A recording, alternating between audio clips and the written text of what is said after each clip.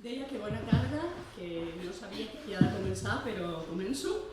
El que farem serà presentar aquest llibre preciós, Fotografía y Patrimonio Artístico, Génesis e Historia de las ciutats, de Carmen Perrota, i ho fem dins d'una de les activitats de fotoconnexió i gentilment acollits per aquest espai, Golferix, al qual ens trobem molt a gust. Bé, parlaré jo una miqueta, després parlarà Carles Mancho, tots dos vam dirigir la tesi doctoral de Carmen i després parlarà ella, que de fet és l'estrella. Nosaltres estem aquí de comparses. Bé, gràcies per venir i estem, crec que, molt contentes que siguin aquí molta gent amiga i molta gent també de la família de Carmen.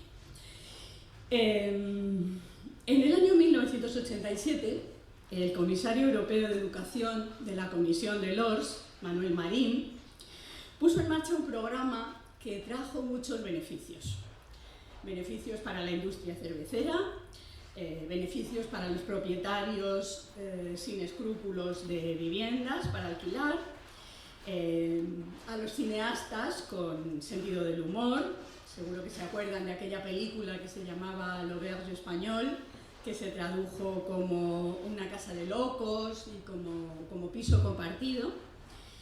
Pero además de todas esas ventajas, trajo muchas ventajas al mundo académico y a las universidades. Me refiero naturalmente al programa Erasmus, un plan de acción de la Comunidad Europea para la movilidad de estudiantes universitarios para promover y financiar la movilidad académica de estudiantes y docentes europeos dentro de la Unión, fomentando el intercambio social, cultural, lingüístico y deportivo.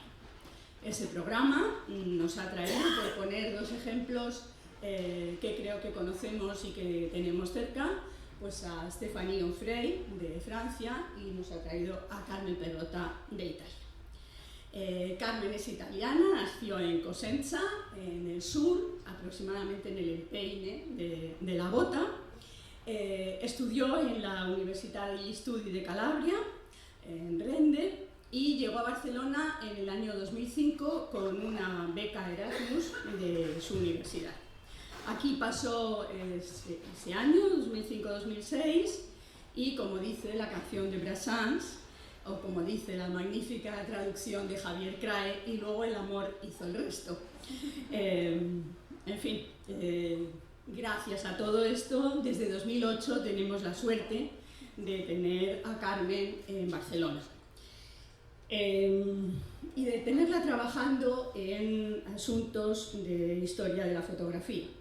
En este sentido, tanto Carmen Perrota como Stéphanie Onfray, a la que me refería antes, lo único que han hecho ha sido seguir una tradición, es decir, son personas ilustres que han nacido en otros países y que vienen a ocuparse de la historia de la fotografía que se ha hecho aquí, y que muchas veces la han hecho también otras personas ilustres venidas también de países vecinos. Solo citaré dos casos, el de Lee Fontanella, no tan vecino porque viene de los Estados Unidos, pero es el padre de toda esta historia, y el de Marie-Luce Sujet, que llegó también de Francia. Ya en Barcelona y dentro de la Universidad de Barcelona, Carmen formó parte de un grupo de investigación potente, pero yo de eso no voy a hablar, seguro que Carles algo tiene que decir en ello. Y también Carmen forma parte desde muy pronto de Fotoconexión, de nuestra asociación, en la que ha sido una persona muy activa y ha ejercido durante unos años en la década anterior como secretaria de la asociación. Pero sé que hemos venido a hablar de su libro y eso es lo que vamos a hacer. Pero ese libro no existiría sin la tesis doctoral de la TOA a la cámara fotográfica Adolphe Mas Ginestat, 1866-1936, innovación archivística al servicio del arte románico. Una tesis que defendió en enero de 2018 y que tuvo un premio extraordinario de doctorado. Y una tesis que está dando muchos frutos. Además de artículos y ponencias en congresos internacionales que está haciendo Carmen, en el 2022 se hizo la exposición en el KBR de Mafre, Adolf Mas, Los Ojos de Barcelona. Está también su labor en el Instituto Ametller de Arte Hispánico, magníficamente representado aquí esta tarde por muchas de las personas que trabajan en él, y donde Carmen pone cada día su conocimiento al servicio de la investigación, de la catalogación y de todas las actividades que se llevan a cabo en este centro. Ahora su libro, Fotografiar el patrimonio artístico, Génesis e historia de las Xumas, editado por Memoria Artium, con el cuidado y con la atención a los detalles habituales en estas ediciones, es lo que vamos a presentar. Y quiero aprovechar para destacar una vez más la labor que esta colección de varias universidades catalanas, junto al MANAC y al Museo del Diseño, está haciendo para dar a conocer las tesis doctorales de mucha gente joven que de otra manera se quedarían colgadas en la red. Es decir, que las tendríamos a nuestra disposición, pero las personas a las que nos gusta abrir los libros, pasar las hojas y hasta olerlos, pues nos quedaríamos sin ese placer.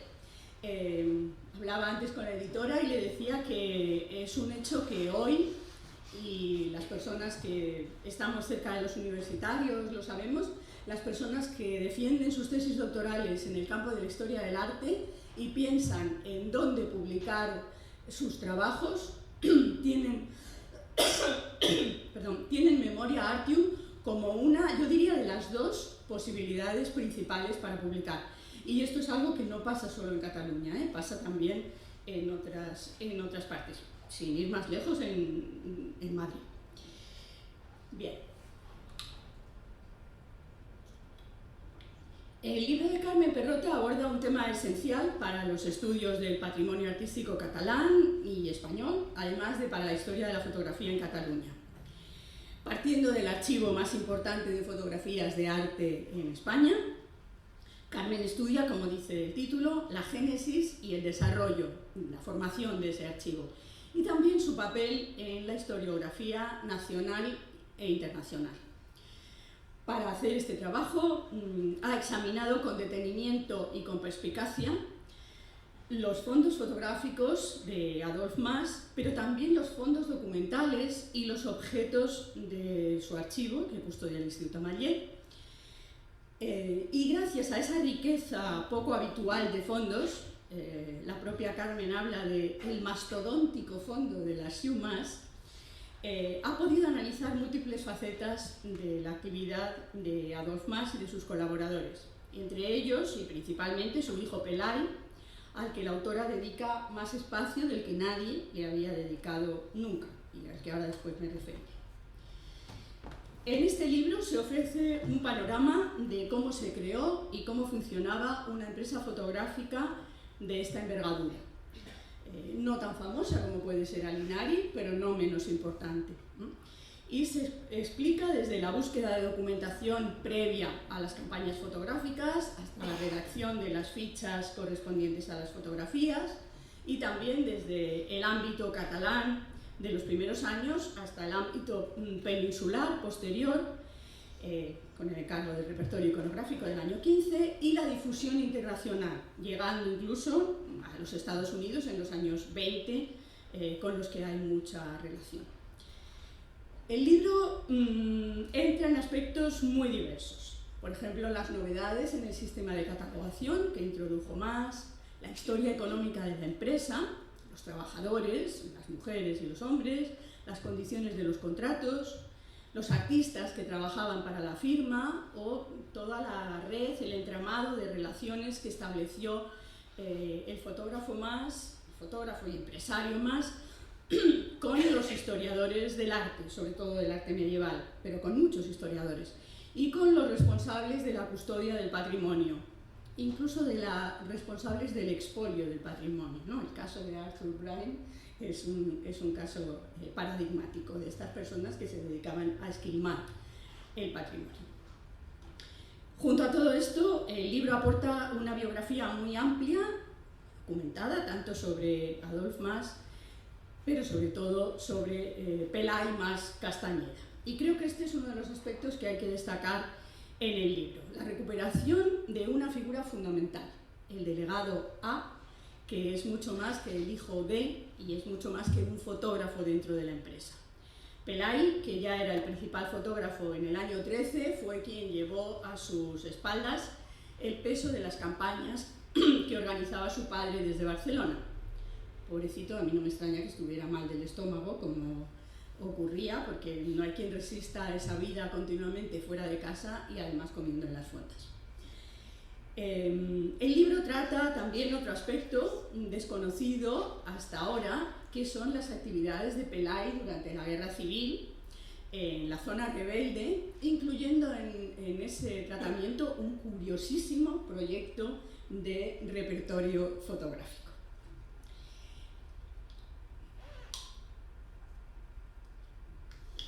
El libro tiene una enorme riqueza de información fotográfica, de información sobre la fotografía. Hay nombres y direcciones de fotógrafos, profesionales y aficionados.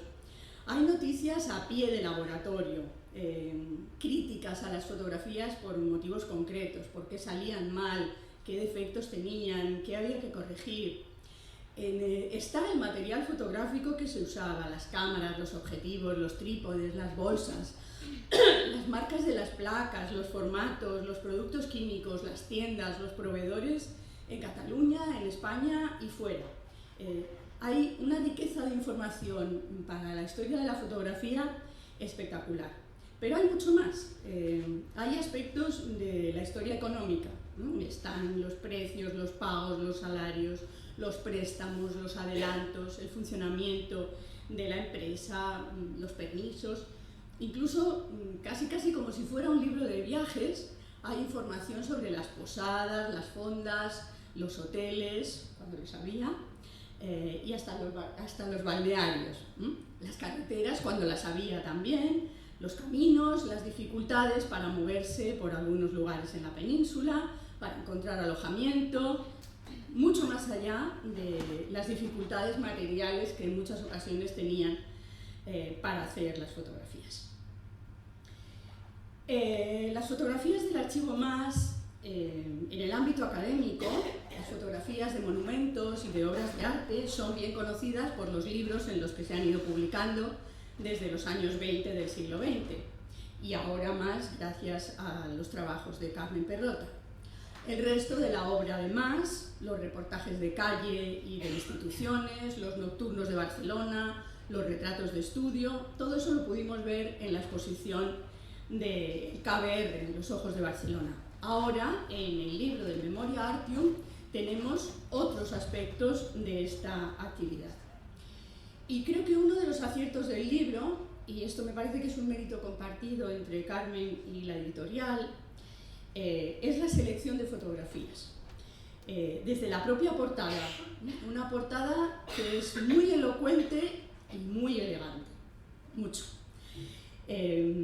Desde eso hasta las huellas de la vida cotidiana que se pueden seguir a través del libro, las huellas de la vida cotidiana en las campañas fotográficas, los momentos de descanso, las dificultades, esos andamios que parece que estamos jugando al Mikado de la iglesia de Santa Ana de Triana en Sevilla, la moto con el Sidecar para los traslados cuando hubo dinero para comprar la moto, la presencia de los estudiosos como Folk y Torras sujetando la tela para que Fagnoli pudiera hacer una fotografía de una escultura, los amigos en los momentos de descanso como Mossèn Gudiol junto a la cámara fotográfica o las propias cámaras y las fundas que se cuelan en algunas de las fotografías de piezas y de monumentos. Cámaras también sobre las que el libro recoge una información muy amplia y muy valiosa. También en las fotos que aparecen en el libro hay espacio para el juego, esa broma del padre y el hijo en Santas Creus, en el claustro, vestidos de frailes los dos. Seguramente una solución más rápida y más sencilla que conseguir un fraile que tuviera tiempo libre para hacerle una fotografía, pero también una manera de entretenerse un rato y también un tema que es de los más habituales entre los fotógrafos aficionados, el de disfrazarse y el de disfrazarse además de frailes.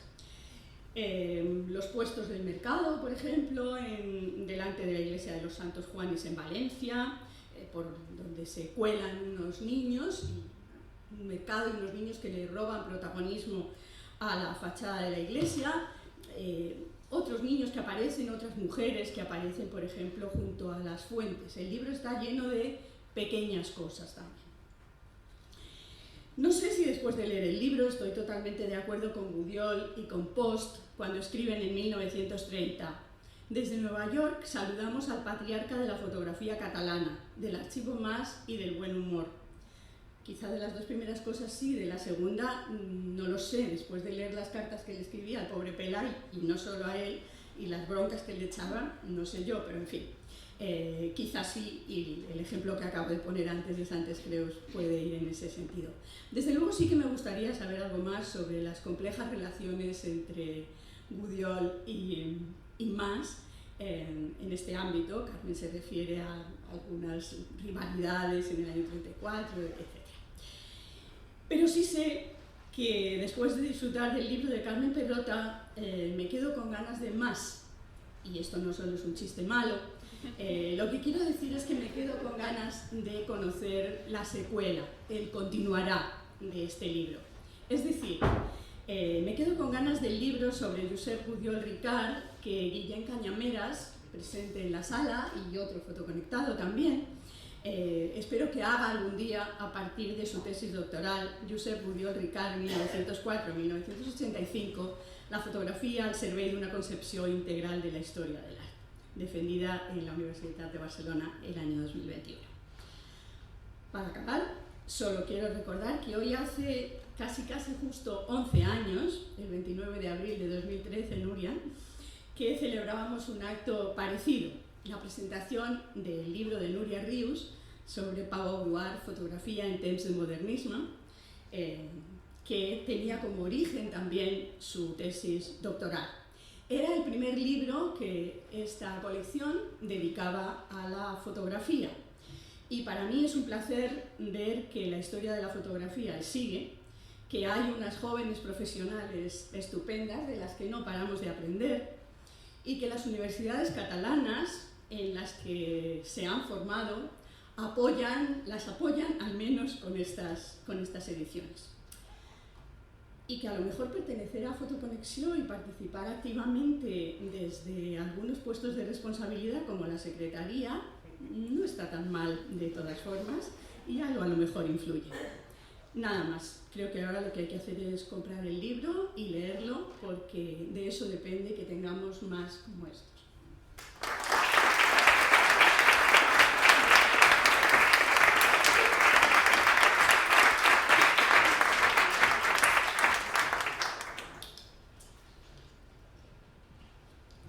Sí, sí.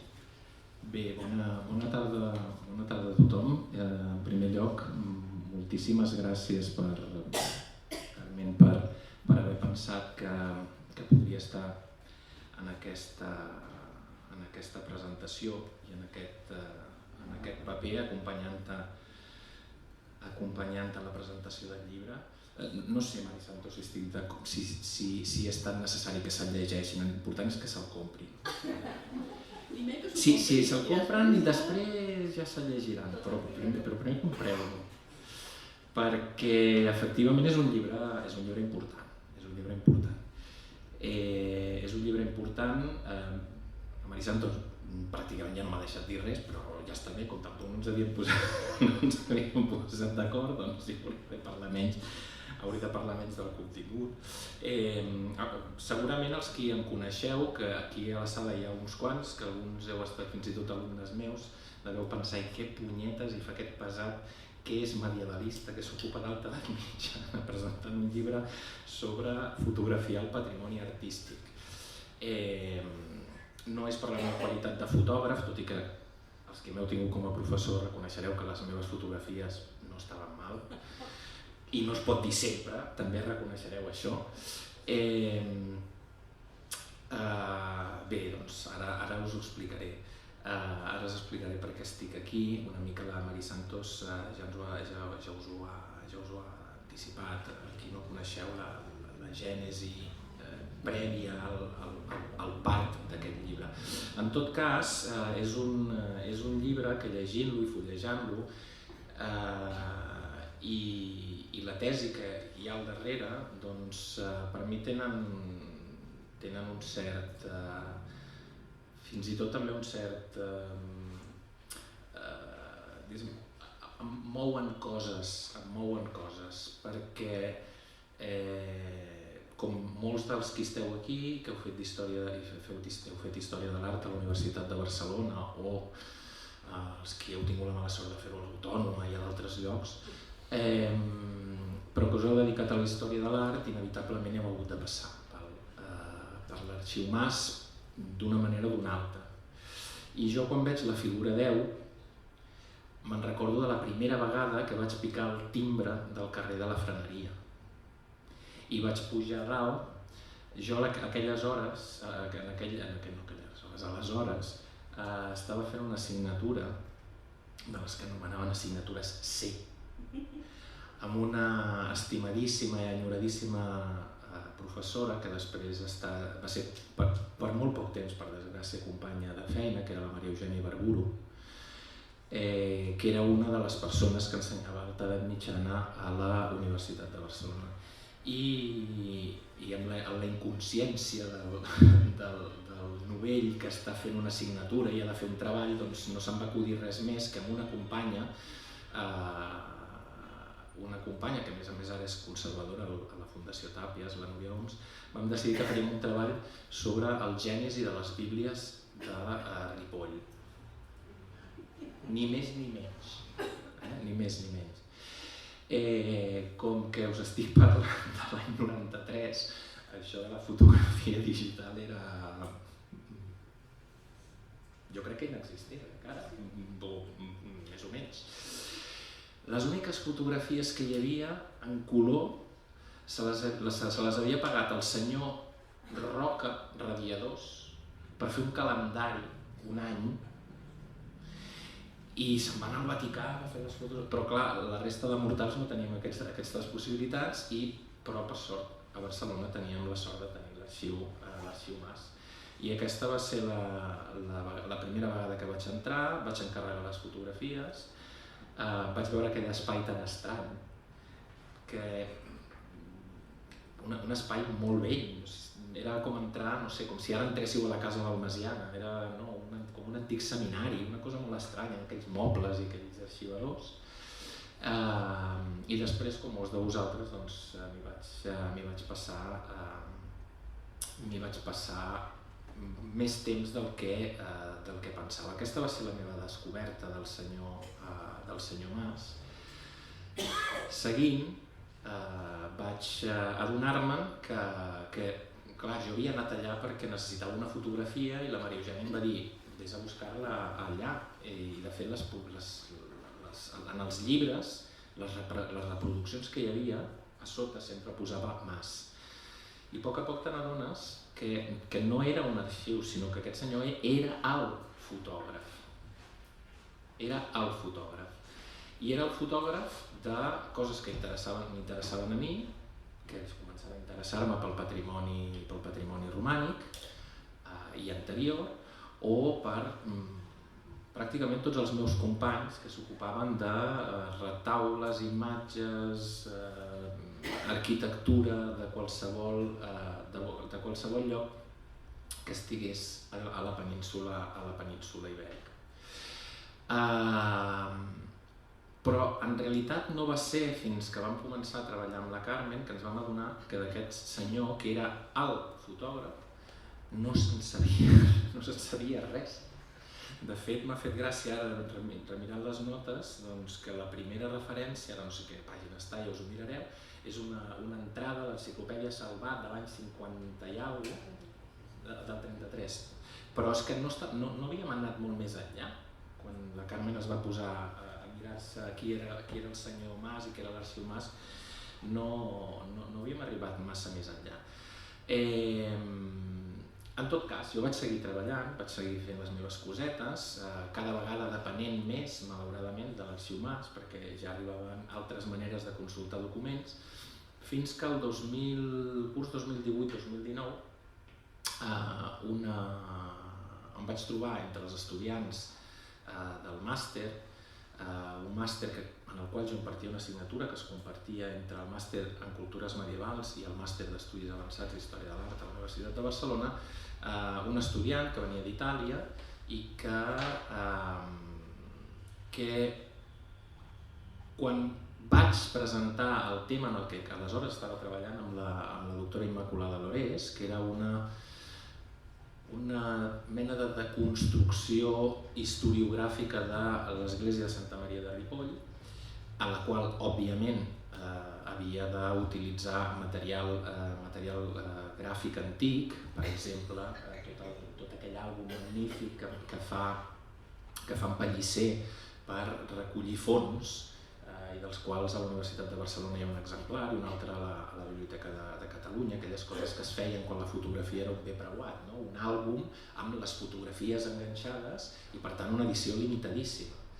I aleshores la Carmen va venir a parlar amb mi i va acabar fent la tesi de màster, la va acabar fent amb mi. Tesi que duia el títol de El patrimoni a través d'una mirada, i en la qual fonamentalment exploràvem la importància de la fotografia com a documentació de patrimoni.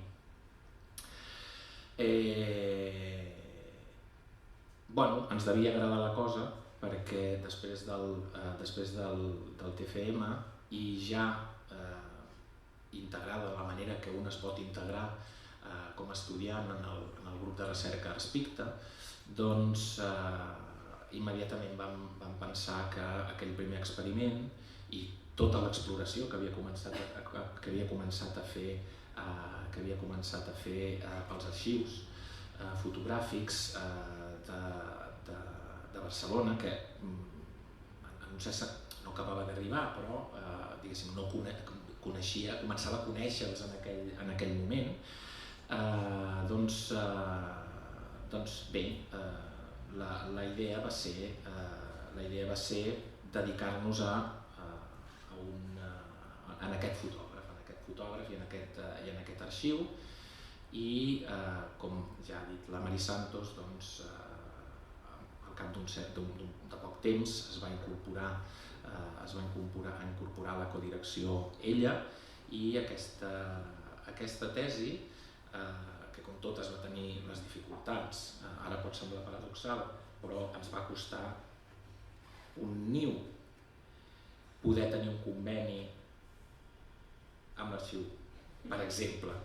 Clar, ara sembla estrany, no?, que la persona que estava treballant amb allò, doncs, però aquestes coses passen sempre, vull dir que no és que ella fos més desafortunada que la resta de doctorants, tots els doctorants els hi passen les coses més inversemblants en relació amb el seu tema d'estudi. En tot cas, va començar ja aleshores, en aquesta col·laboració, a furgar per l'arxiu, a l'Institut Ametller. De tant en tant em trucava i em deia: he trobat una caixa plena de coses. I així, a poc, es va anar construint una tesi que, com dic, relator de la càmera fotogràfica, doncs intentava explicar per primera vegada a tothom qui era aquest senyor que era el fotògraf. Després hem tingut més aventures, i aquestes ja són compartides, d'intentar col·locar una exposició que ningú ens volia comprar, i a la Caixa fins i tot ens van arribar a pagar un projecte i després van decidir que no valia la pena, i que finalment, per unes altres vies, mitjançant altres contactes, amb la intuïció de la Carmen, que sempre la veieu així callada i és més espavilada del que podríeu sospitar a primer cop d'ull, doncs aquesta exposició a la Fundació Mafre, que es va fer amb aquest títol meravellós d'Adolf Mas, Els ulls de Barcelona, l'any 21-22. Què dir-vos de la Carmen? Quan venia pensant en què consistiria la meva intervenció i entenent que jo sóc només competent en una petita part del que diu aquest llibre i en canvi la Mari Santos en sap molt més de tota la resta, però pensava que també hi havia de tenir un factor personal a la meva intervenció. Pensava, què podries dir de la Carmen? Doncs segurament que és una persona estimada, perquè jo no recordo haver anat a una presentació de llibres, d'aquest tipus de llibres, amb tants assistents, per exemple. I això és meravellós. És meravellós. I a part d'això, doncs, segurament és la persona més pausada, ordenada i detallista amb què m'he trobat jo mai com a estudiant. És magnífic perquè, vaja, o sigui, no, res a dir. I, a més, extraordinàriament elegant. Què més volem? Què més volem pel mateix preu? Sobre el llibre, com a historiador de l'art, afegiré, com a historiador de l'art, no historiador de la fotografia, afegiré algunes coses. Afegiré una cosa que, a més, sent bona part dels que esteu aquí vinculats al món de la història de la fotografia ja sabeu, i és que aquest llibre jo crec que pel que pot servir és precisament pels que no són historiadors de la fotografia, però que són historiadors de l'art i que, com jo mateix, han visitat sovint l'arxiu i segueixen consultant-lo, però que sempre han tingut aquesta relació d'ús i que molt poques vegades, segurament, ho dic, estic fent extensiva una cosa que és la que m'ha passat a mi, però que em temo que és així, que fins que no entres a veure qui és el personatge no te n'adones veritablement de la importància que té. Perquè com a tu el que t'interessa són les fotografies, doncs ja t'està bé, és a dir, he fet aquesta fotografia, fantàstic, la puc consultar i a més és la més antiga que conservem d'aquest retaule perquè després es va desmuntar o desaparèixer o el que fos. Aquest senyor es troba en un moment clau que és el boom de la il·lustració del llibre d'història de l'art. I això fa que inevitablement aquests marcs que emmarquen el pensament de les persones, en aquest cas dels historiadors de l'art que es dediquen al patrimoni hispànic,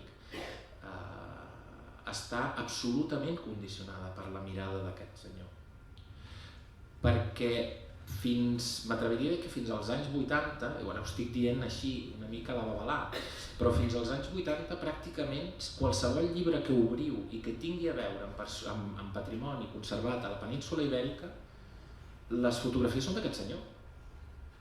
I per tant, això, clar,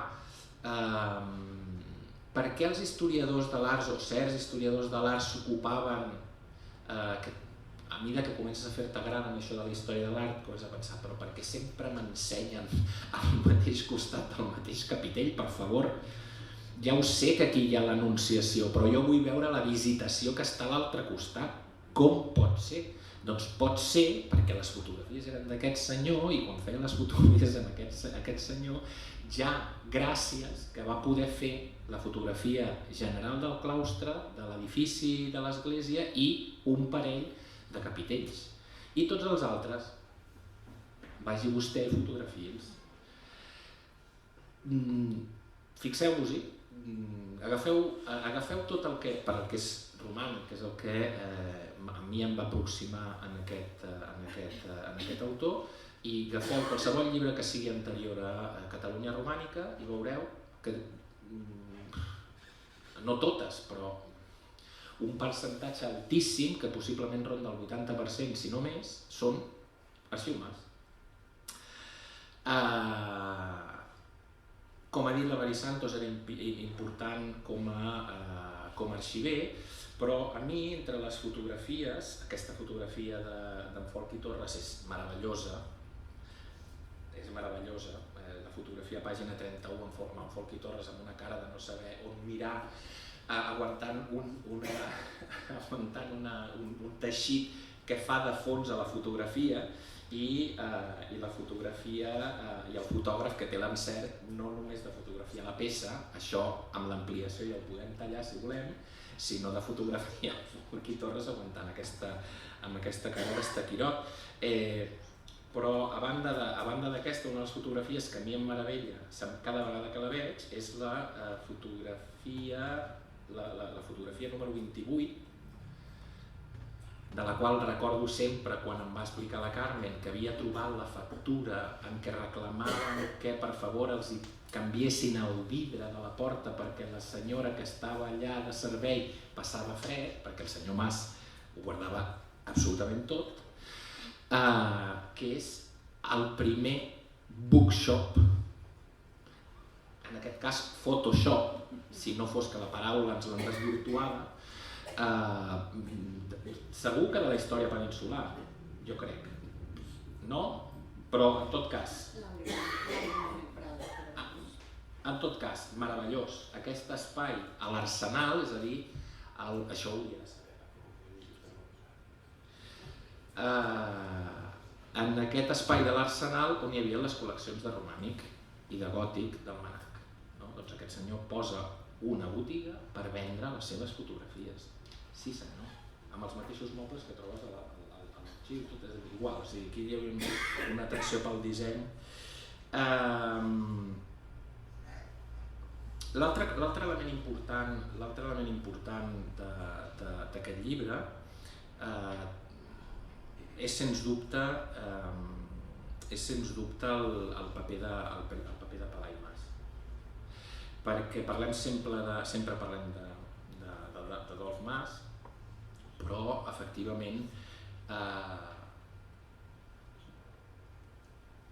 diria que va ser prou intel·ligent com per organitzar una estructura, havent de deixar segurament el que li agradava fer, i va crear una estructura molt sòlida, i de fet segurament el fet que desaparegui ell té a veure amb el fet que aquesta estructura no aguanti, però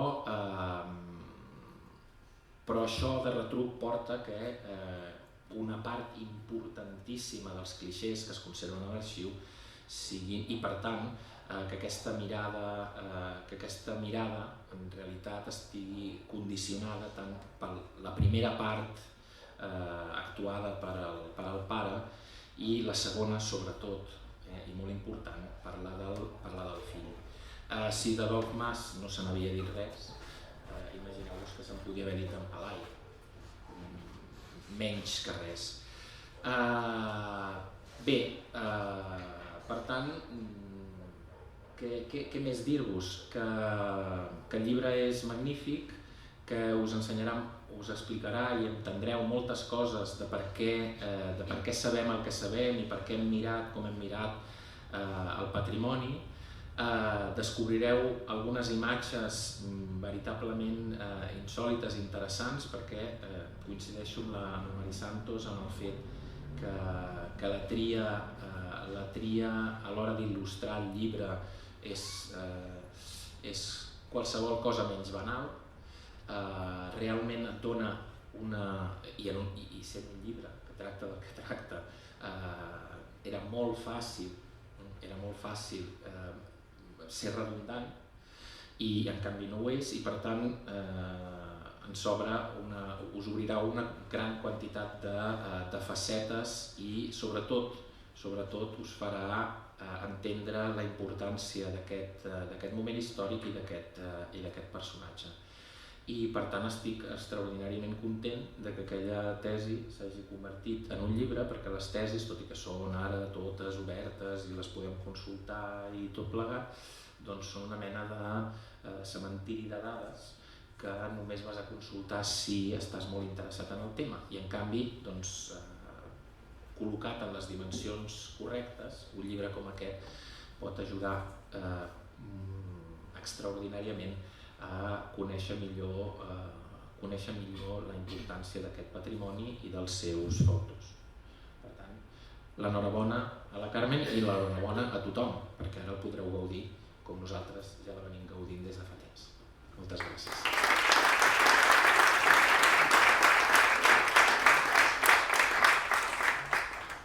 Buenas tardes a todos. Agradezco a Mari Santos y a Carles sus palabras. Creo que nadie hubiera podido presentar mejor mi libro, con más cariño y conocimiento que mis directores de tesis, que han estado presentes tanto en la fase doctoral como en la postdoctoral, que es cuando se condensa ese proyecto que presentamos hoy en día. Yo seré muy breve y os explicaré cómo se llega a ese libro y qué destacaría de los contenidos. Pero antes me gustaría dar las gracias a amigos y conocidos que han querido acompañarme en esa presentación, pues a mi pareja, a mi familia que ha venido desde Italia para acompañarme, al equipo de Fotoconexión, al equipo de Ediciones UB y de manera especial a la editora del libro, Teresa Guillemes, que está aquí con nosotros, a la Casa Golferic y finalmente a la Fundación Amandier. En este sentido me gustaría dar las gracias de manera especial a Nuria Peiris, porque Nuria realmente fue fundamental cuando todo empezó. Aquel día que fui al archivo y me enseñó aquellas cajas de color verde que conservaban lo que quedaba de la documentación administrativa desarrollada por Archumás, por su actividad a lo largo de 40 años. Cuando decidí investigar la relación entre patrimonio y fotografía, el caso del Archimás, como caso de estudio, me brindaba dos cuestiones. Por un lado, profundizar sobre las dinámicas productivas de este tipo de fotografía, enmarcada en el género de la fotografía de patrimonio, y por otra parte también los usos que se daban a ese tipo de documentación fotográfica. Digamos que podríamos decir que desde que se publica en 1906 Los cuatrocentistas catalanes de Samper y Miquel hasta la actualidad, como ya ha remarcado Carles y Mari Santos, los historiadores del arte han podido gozar, digamos, disfrutar del contenido de las fotografías del Archivo Mas de cara a sus investigaciones, pero no a nadie le había interesado, digamos, profundizar en estas dinámicas productivas, en la innovación archivística y en las relaciones institucionales que a través de los encargos hicieron posible el incremento sustancial del fondo fotográfico en cuestión. Y para mí era fundamental estudiar todas estas cuestiones para entender y contextualizar correctamente el material fotográfico.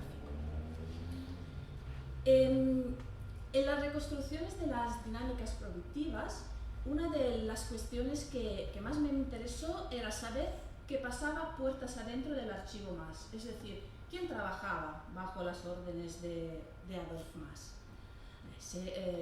Todo el renombre, digamos, de la empresa había recaído sobre ese procurador de los tribunales que a finales del siglo XIX adquiere nociones fotográficas y en 1901 pues, se encuentra ya como director de una empresa especializada en materiales y fotografía.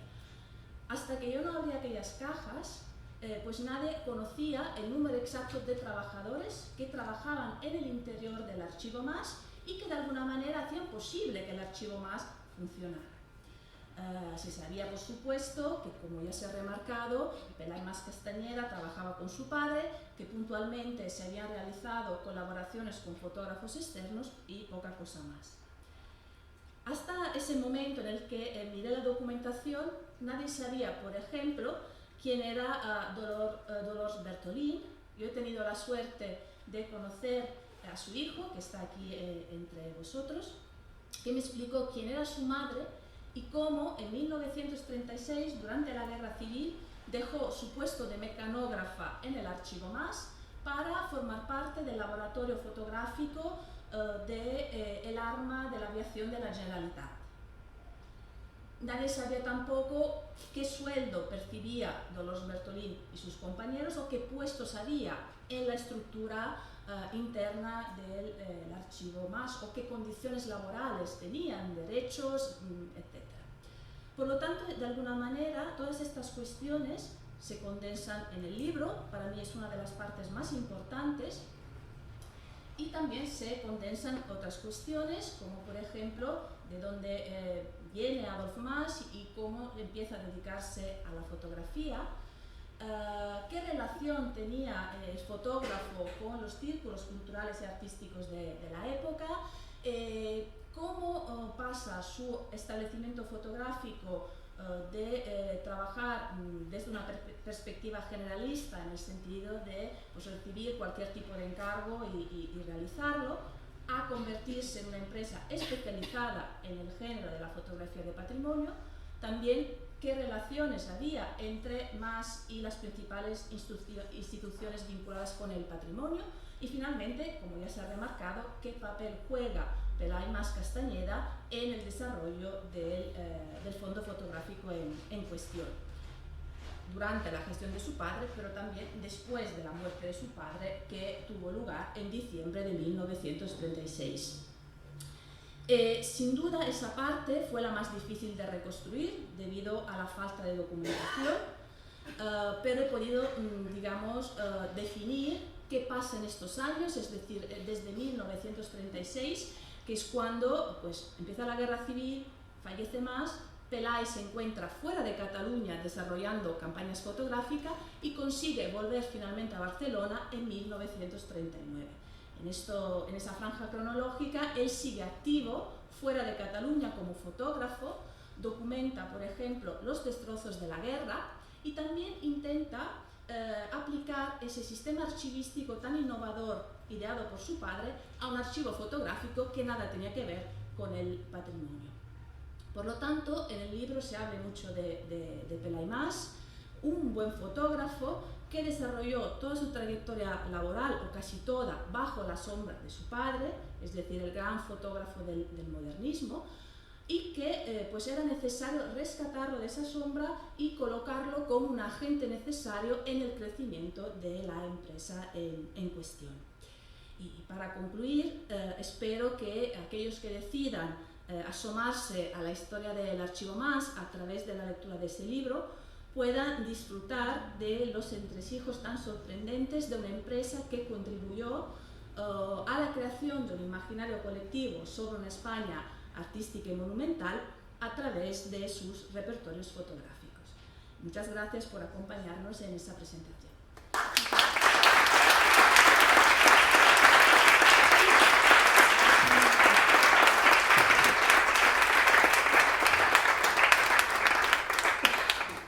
Pues si tenéis algún comentario o pregunta, responderemos encantados. O responderé encantada.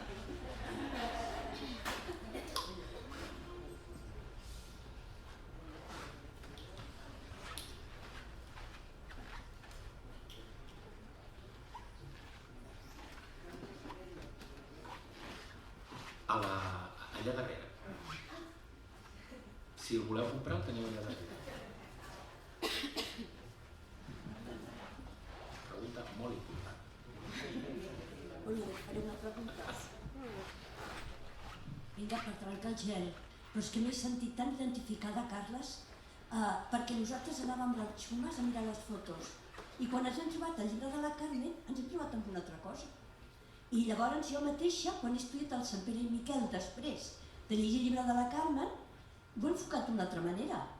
perquè no era només qui feia no era només aquelles fotos, sinó que era qui hi havia darrere de les fotos. I realment m'ha obert tot un altre món. Moltes gràcies, Carmen. És el que diu la Carmen, és que el que diu la Mari Santos. Hem après tant de la gent que ha estat a les nostres aules. De veritat, hem après molt. Moltes gràcies. Gràcies, Mireia.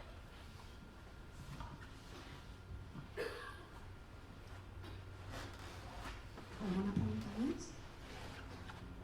Que fa vergonyeta. La foto 22 donde hace un juego con justamente con Sant Pere i Miquel con la pintura. És que a més el Sant Pere i Miquel, que era molt xuleta, diu voy con mi fotógrafo. I és que això em va fer pensar molt. Sí, no, el libro, además de estar muy bien escrito, que se lee maravillosamente bien, tiene muchas cosas que uno no se espera en principio de un libro que está dedicado pues, a la historia de la fotografía y a la historia de la... Yo creo que se le pueden encontrar muchos puntos de interés. Sí, tu l'has vist, Mireia, el llibre? L'has fullejar, el que deia la Mari Santos ara, la fotografia aquesta... Aquesta l'he vista. Doncs hi ha és aquest frontal d'altar de Montgrony, en el qual hi munta, és una figura de Sant Pere aguantant les claus, i munta la cara, a sobre hi superposa la cara de Sant Pere i Miquel. Meravellós, meravellós. Disculpeu. Bé, Carmen, d'entrada felicitats per aquesta gesta. Crec que és molt important poder arribar a saber realment qui va ser aquesta persona, perquè el que va fer més o menys ja ho sabia. A banda d'això, jo estic en el món dels museus i m'interessava, heu comentat que hi havia una fotografia de la parada que va tenir en el museu que estava instal·lat al Parc de la Ciutadella, que no sé si has pogut aprofundir o esbrinar del tot quina va ser la relació que va tenir Adolf Mas al llarg de tot, l'Adolf Mas o l'arxiu, al llarg de tota la seva trajectòria amb els museus de la ciutat, amb els museus de l'Ajuntament. Perquè crec que hi ha una mica d'embolic, o si més no, i era fins ara. Jo encara no m'he llegit el llibre, per tant encara no puc opinar d'això.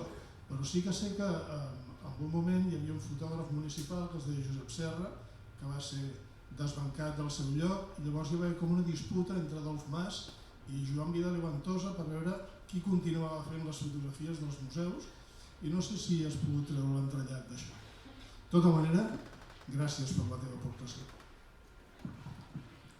Pues en el libro, también en la tesis ya se hacía un primer estado de la cuestión sobre la relación del Archivo Mas con la Junta de Museos.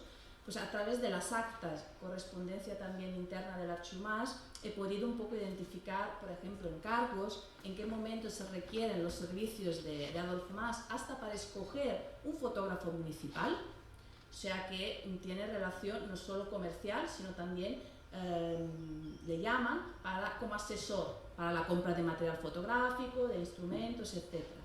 Sí que sobre temas de polémicas con otros fotógrafos, lo que más sale en las actas de la Junta de Museos, justamente cuando Mas quiere abrir una tienda, digamos, o una filial de su archivo en el edificio de la Ciudadela para vender material fotográfico, hay un conflicto con la Casa Thomas, que parece ser que ellos en algún momento habían tenido ya relación con la Junta para vender material fotomecánico. Y ahí empieza a haber un conflicto y de hecho la aprobación de la abertura de ese espacio dedicado a la venta de fotografía regentado por Mas se atrasa porque no consiguen resolver en un primer momento ese conflicto. Del otro, del cual hablas, no he encontrado mucha documentación para, digamos, ampliar la información que ya teníamos. Pero sobre todo el conflicto lo tiene cuando se quiere instalar en los museos para vender material fotográfico. Esto es lo que más sobre la cuestión sobre la cual me he encontrado más documentación. Está todo relatado en el libro, citando las actas, pues si alguien quiere ampliar esa información y mirarse directamente la fuente, y espero que pueda resultar de interés en este sentido. Gracias.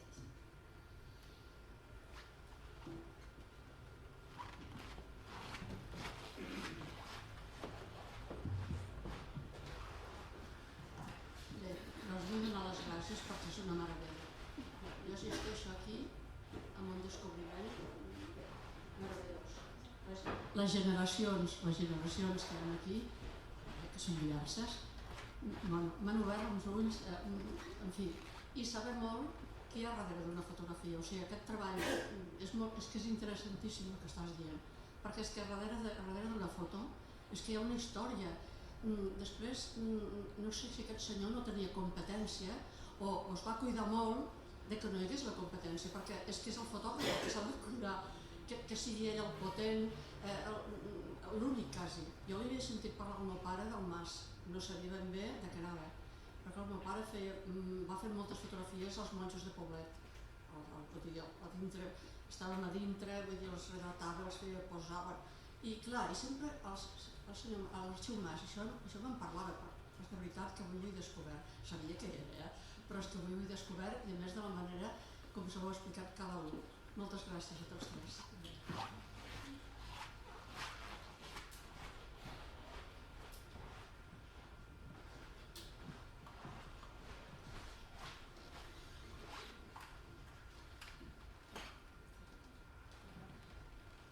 Bueno, pues muchísimas gracias a la Casa Porferí, a todas las personas que habéis venido y vamos a dejarlo aquí para que podáis acercaros a la mesa de fondo y comprar el libro, que en definitiva es de lo que se trata. Muchas gracias.